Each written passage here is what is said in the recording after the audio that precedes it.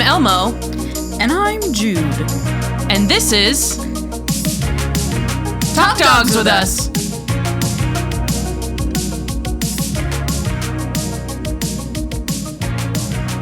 Did it work? All right, great. Today's topic is social maturity. Moving on our developmental timeline of dogs here. We're moving on to the next stage because we just did our adolescent episodes, and now we're moving on to the next phase, which is social maturity. Mature. So, who this episode is for? We could have some stuff for owners, trainers, groomers, vet staff, shelter workers, dog walkers, daycare staff. Basically, if you are involved with dogs, this is for you. Thinking about how to think about it. Social maturity is like the dog version of turning 30. The stuff you used to tolerate from friends starts to become less tolerable. You might not hang out with the same knuckleheads you hung out with. You might not answer that phone call to go out at 9 o'clock on a Tuesday when you have to work the next day. You might get better at saying no to things that you find uncomfortable or not aligned with your life. Dogs, too, get to the point where they say no to things like vet care or other dogs when previously they didn't object. We're talking about that time. It's usually a year and a half to 3 or 4 years. A lot of articles that we found said that it was about a year and a half to 3 years. Yeah, we learned 2 to 4.5. Yeah. So I think the important thing is that it's not super well studied. So it's not like, you know, and dogs are individual, so it's not like we can point to a dog and say, at precisely 18 months on this planet, now you are socially mature. Just like I think for people, that happens at a different age. Mm-hmm. Yeah, and like you said, there's not much study on it, so we don't know the science behind it, other than those few studies that have been done, and most of them were a long time ago. Yeah. This is also the time when we're pretty sure that the brain is finally developed, right? So we say that happens at 25 in humans. And so for the dog, if we're calling this the 30s, it's kind of the same thing. Like their brain's fully developed and they start maybe having rules about the world and their life that now become more solidified. Whereas when they were a puppy, when they were an adolescent, those rules were more malleable and more flexible. Sometimes they'd like something, sometimes they wouldn't. And now they're getting to be a pretty consistent, I don't care for that. Yeah. It's almost like the training brain comes back, but all of the yellow flags that you were having during those times can turn into red flags. Yeah. So like we see things that maybe an owner would describe as coming out of nowhere. My dog has never been reactive, and then out of nowhere, they started reacting to every dog we see on leash. That'll be a common kind of thing that people will say. They see it as a sudden, drastic change. So that can be really hard to deal with from an owner perspective. Yeah, especially when things seem to have leveled out, you're recovering from adolescence and suddenly things get a little bit worse, or they gradually get worse and you can't seem to figure out why they just keep getting worse and worse. Yeah. Yeah. We may see specific anxieties and fears worsen, right? So like in fear periods, in adolescence, we might see random things like all of a sudden the trash can is really scary. All of a sudden the neighbor's dog is really scary. Now we're going to see those things be more consistent. Like it's always going to be dogs, or it's always going to be, big fluffy dogs, or it's always going to be something. There's going to be a little bit of a pattern to it. And sometimes the pattern isn't perceivable, right? Because, there's a smell component to dogs and, other stimuli that we're not super aware of just because our senses are not as heightened as theirs are. So, there may be a pattern that you're not seeing, but we generally start to see those anxieties and fears become patterned and kind of set. Mm-hmm. Yeah, it seems like a lot of dogs around this time also just generally become less social. They're less appeasing to other dogs. Whereas they used to go and play. Now they might play a little bit and then hang out, especially if we've taught them that we don't only have to play when other dogs are around, we can relax too. Yeah. They're just going to be spending more time potentially around dogs, but not necessarily interacting directly with the dogs. Yeah, like becoming more neutral. So some dogs also will then become more reactive because that they become more solidified in those rules and they start to decide for themselves, oh, dogs that are already barking at me are always scary now, instead of sometimes I could look away and sometimes I can't. For the most part, now under a certain subset of rules that are unknown to us but known to the dog, this trigger is patternly. It's starting to become patterned. Yeah, becoming patterned. That's the words. Yeah. You'll also start to see things like they might have squabbles with housemates that they didn't previously have. They'll start to maybe set boundaries with that other dog or decide that other dog is a little scary. Yeah, this is the time where, you're feeding both dogs in the kitchen and the other dog used to just push this dog out of the bowl. And suddenly this dog is not wanting to be pushed out of the bowl anymore. They're fed up. They are ready to put their foot down and say no. Yeah. Yeah. They're a little bit more able and willing to say that. And you'll see sometimes generalized anxiety will get worse. So just the idea of not being anxious about a specific thing or process or event, but just being more anxious day to day, that'll start to pick up. And those two reasons are some of the big reasons why dogs get surrendered at this age. Yeah, it seems like they are, whereas before sometimes they were showing severe separation anxiety symptoms. Now it's every time the owner leaves and the owner can't even leave the house without the dog destroying something, hurting themselves, etc. Yeah, and this is where you'll see people kind of frame it like the dog just snapped or they turned on me. And really all of this is an explainable, natural process that's happening to the dog. But unfortunately, the greater culture at large has been led to believe that these problems go away. Yeah, these are just puppy problems. Yeah, they'll grow out of them. These are just puppy problems. They'll, social maturity isn't about maturing in the way that it is for humans. Yeah. It's about the brain maturing. It's about the brain maturing, right? And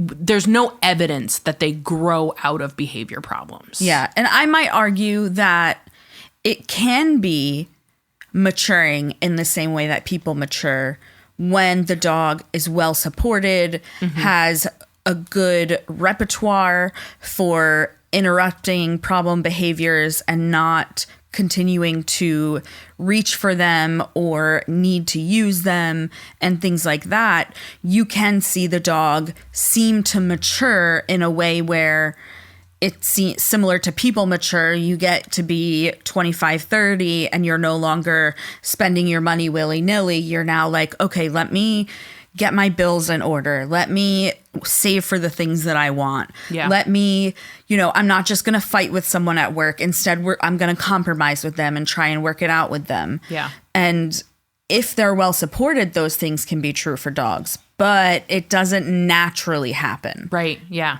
It probably doesn't naturally happen for people either. We don't think about it as much because we are the people who are, it's happening to. Yeah. Yeah. And we can talk to other people about what's happening to us and how we're feeling and get guidance and feedback in a way that I think dogs can't. Yeah. Also, I bet if you spent your late 20s building up your social support system, then it probably happens a lot easier for you. Whereas if you didn't realize how important that was, couldn't prioritize it for one reason or another, then you will also have these bumps of anxiety and these times where you're suddenly different and rules become more rigid and stuff like that. Yeah. Anyway, since this is Talk Dogs with Us, I guess we can... Yeah, not talk humans with us. Yeah, can you imagine? No thanks. We don't treat humans. No thanks for that. So I think the important thing is that you're not going to do anything to change social maturity. Really, you're not going to like restructure who the dog is. This is the point where you're going to give them tools to work around who they are. You're going to give them coping skills, right? And that's like where training and behavior are kind of doing like a little like double dutch in terms of like we're crossing over from, you know, training to behavior mod to figuring out these things. And I think, you know, I try to explain it to pet parents where I say socialization is where they learn the rules of the world, right? Mailmen are not scary. Dogs are not scary. When we meet them and they're in social maturity, we can't teach them the rules of the world anymore because that period has closed. Yeah. But what we can teach them is specifically, hey, when this mailman comes, we're going to get a toy instead of barking at the door, right? And then if you move house, you may see that reset a little bit, right? And they may lose that fluency. Whereas if they had learned it as a puppy, oh, the mailman, you know, means I get a toy and I play and it's a good time. That may generalize, you know, if your mail carrier is sick and there's another mail carrier, right? Or something like that. They may be able to generalize. But a dog who has not learned that in socialization or who had difficulty with that in socialization and we just didn't catch it is going to struggle more with the generalization. Yeah. Like, I hope that distinction makes sense where it's like, I might be able to teach a dog in social maturity that the dogs in their neighborhood are okay, but I'm probably never going to teach them that all dogs are okay. Yeah. At least that generalization is harder to achieve during social maturity because the dog has more rigid rules. It takes longer for them to, and their bodies to believe the generalizations that you're trying to get to occur. Yeah. Yeah. It's funny. Like when we see, you know, let's say a puppy that comes into puppy social or puppy kindergarten, the first visit, they might be really shy.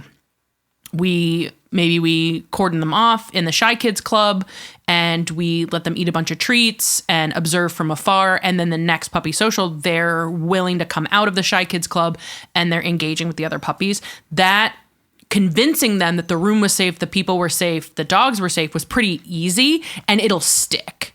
Yeah. For the time that they're in there. But when I have dogs come in for, let's say, basic manners, we just had a dog who was very worried about her neighbor on the fence right next to her. And so that dog, we did a ton of counter conditioning. Whenever she would hear that neighbor move, one of us would toss treats to her to be like, hey, every time that like he makes noise, I know he's through the fence and he's pretty scary to you, but you're going to get a cookie. And that it took us 5 lessons before she was a little bit less hypervigilant. Yeah. Because it was just so much harder to convince her that that dog was safe and not going to like burst through the fence and get her. Yeah. And so it's just like, they say old dogs don't learn new tricks, and I disagree with that. But I do think that old dogs can be set in their ways. Yes. And it's harder. It's not impossible, but it's harder to get them, especially around fear, to get them to relax that fear, because that fear is like biologically necessary, right? So it's the brain. And it physiologically affects them. Yes. Yeah. And the brain wants to hang on to that response because traditionally brains that hold on to fear responses are safer, even if they're wrong, right? If you hide from a tiger that doesn't exist, you live. Right. If you never hide from tigers, you're probably not going to be around so long. So, right. If you live in a land with tigers. Yeah. Presumably. But it's harder. It's much easier to get a fearful puppy to switch their outlook to a certain degree. Yeah. Right? So, yeah, it just, everything gets kind of one notch harder, But what's good, because you're not in the adolescent phase anymore, is that the training that you do to give them coping skills will get a little bit easier. Yeah. Like they will be able to reach for their tools again. It's almost like they learn coping skills easier, but they learn facts harder. Mm-hmm. Or they understand facts differently harder, gain new perspectives harder. Yeah, it's like their teaching brain, their training brain is online, but their emotional brain takes a little bit of time to... They're also less wishy-washy. Yes. They're less of like one day you get this response, the next day you get a totally different response. Right. And day 3 is somewhere in between those things. It's more linear, Yeah. it seems like. Yeah.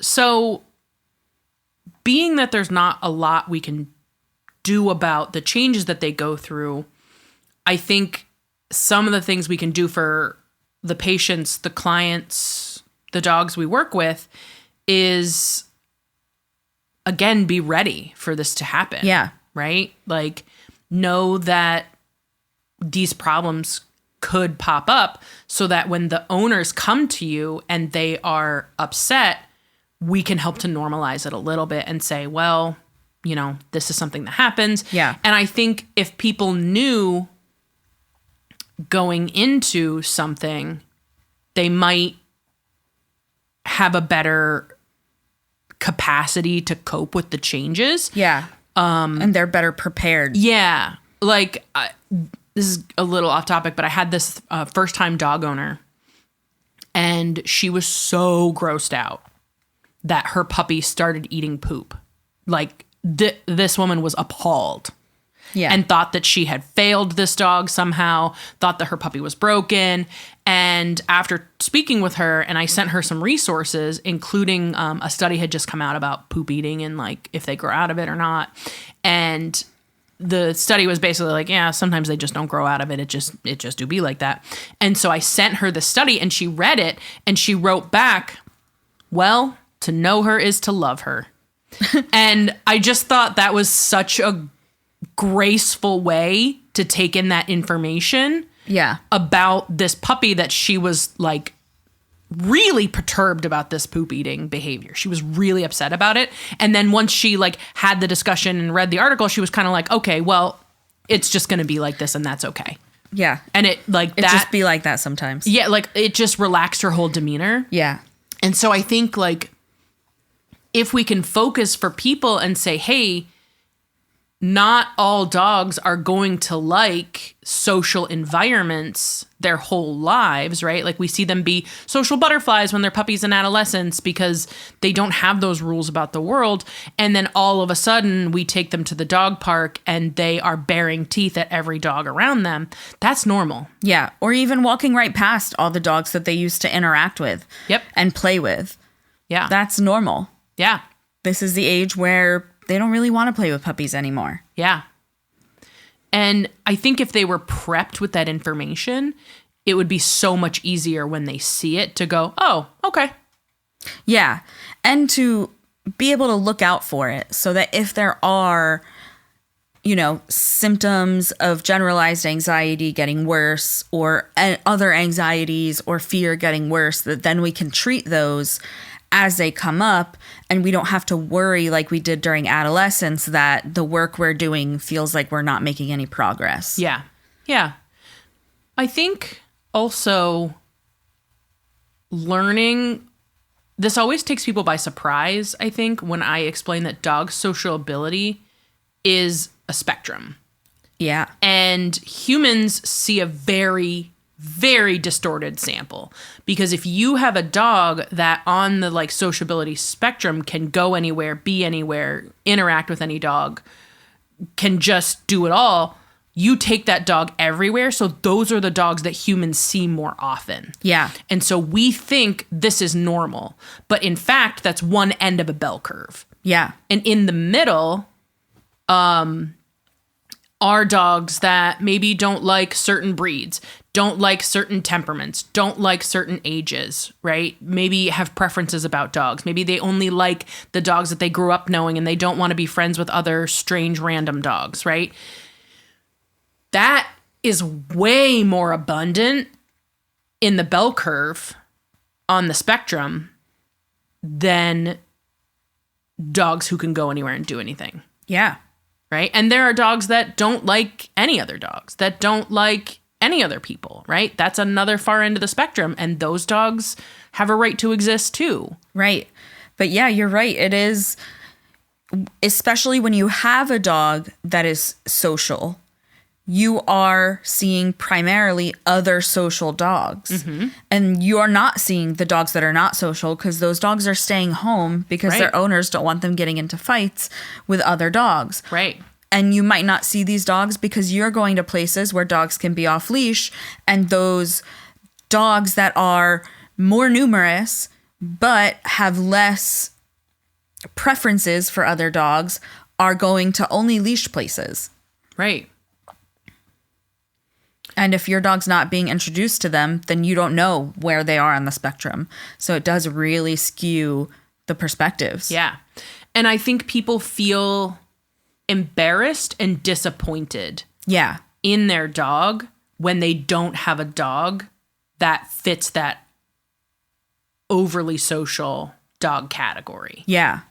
I also, part of what I thought you were going to say when you started to say that the dog sociability scale is, you know, a spectrum, is not to make it talk people with us again, but people are also socialized to be around people most of the time. And so, and especially if you are a person that goes out to bars and goes to hang out in the city all the time, then you're going to assume that most other people also do that. Because the people you're seeing like to do that. Right. And you're not seeing the introverts that are staying at home. And those introverts are also not seeing other introverts unless they have found them via the internet. Or work, which is the only way that we meet friends. Right. They are only seeing the social people. So we are socialized to believe that people should at least be people social, if not good communicators, social, and all these other things. And then people expect that of their dogs too, because that's what we're socialized to believe. Yeah. And people think only bad dogs don't like other dogs. Yeah. Or they think my dog needs friends. Oh, yeah. That's such a big one. In reality, they don't always. And it's okay if during this time they tell you, nah, I'm not really into it. I think that that's a completely normal response for an adult, a developing adult to have. That's like, oh, no, thanks. I've got my core group of friends and I'm good with that. Yeah. So what are our top tip takeaways? Tip tops. I think normalizing the process for clients is another place where we can do education. Yeah. Letting them know about these developmental periods and giving them information so that they can expect the unexpected and prepare themselves and be informed. Absolutely. Because what they do emotionally, we can't control, but we can give them information to hopefully soften the blows. Yeah. The blows to their expectations. Yeah. I think also, you know, owners should take the time to recover from adolescence, but don't let problem behaviors slide. This is not the time to be like, oh, well, it just is how he is, because even though it is harder to get dogs to change their perspectives and change their rules about things, even if all you can do is maintain doing the behavior mod for those things, do that at least. Yeah. Because these issues will continue to get worse, especially because naturally they are having a little bit of an anxiety bump. Yeah. And I think also remembering that the dog social ability is a spectrum thing, like really keeping that in mind, that it's okay to fall on different places in the spectrum. You still deserve a happy and healthy life, you know? And what you do with your dog may look different than what your neighbor does with your dog, but that's okay. Hopefully with their dog. Oh, yeah. I don't know if your neighbor's taking your dog out. Maybe they are. Maybe they are, but I hope they're doing the same thing as you. Yeah, be consistent at least. Yeah. Be a little consistent, please. Yeah, social maturity. It's a much more even storm. Yeah. Less of a tornado. Yeah. I think it's like what to expect when you're expecting a mature dog. Yeah. Exactly. All right. Well, good night. Good night. Drink some tea about it. Talk Dogs With Us is an informational podcast and not a substitute for qualified medical advice. Are you a pet professional or parent looking to learn more and challenge your current assumption about our pets? Then let's go on this journey together at our website, talkdogswithus.com. Give us a bark at Facebook and Instagram at Talk Dogs With Us. You can help keep the conversation going by subscribing to our Patreon, patreon.com/talkdogswithus, or buy us a coffee at ko-fi.com/talkdogswithus. Art direction by Alex Oren, theme song and audio engineering by Stephen Rossblock. Check out more from him at stephenrossblock.com. Thanks for listening.